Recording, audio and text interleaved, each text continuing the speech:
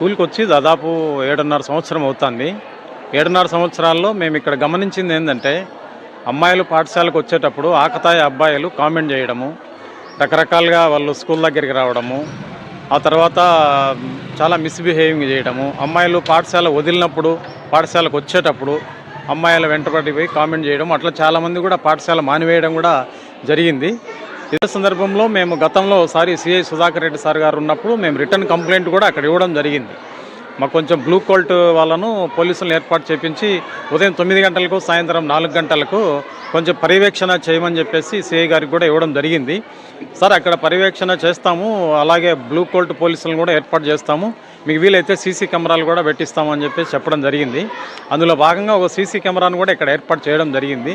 ప్రతిరోజు ఆకతాయి అబ్బాయిలు ఇక్కడ పిల్లలను 10th క్లాసు ఉండేటటువంటి అబ్బాయిలను, 9th క్లాసులో ఉండేటటువంటి అబ్బాయిలను ఫ్రెండ్షిప్ చేసుకోవడము, ఆ మగపిల్లలను దగ్గర పెట్టుకోవడము, ఈ అమ్మాయిలు ఎక్కడైతే వస్తూ ఉంటారో ఇంటి నుండి వచ్చేటప్పుడు పాఠశాల దగ్గర అక్కడక్కడ కార్నర్ల దగ్గర ఉండడము, వాళ్ళని కామెంట్ చేయడం జరుగుతుంది.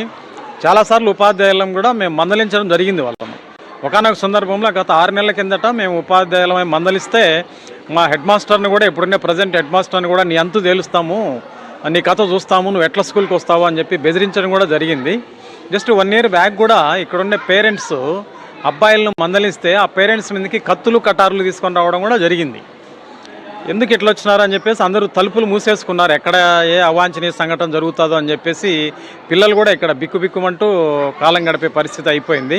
మరి ఇటువంటి సందర్భంలో పేరెంట్స్ కూడా ఏంటంటే, ఇటువంటి పాఠశాలలో ఎందుకు ఆడబిడ్డలను పంపించి ఇట్లా చేయించుకోవాలని చెప్పేసి చాలామంది 8th క్లాసు 9th క్లాసులోనే చదువు మానేయడం కూడా జరుగుతుంది సార్.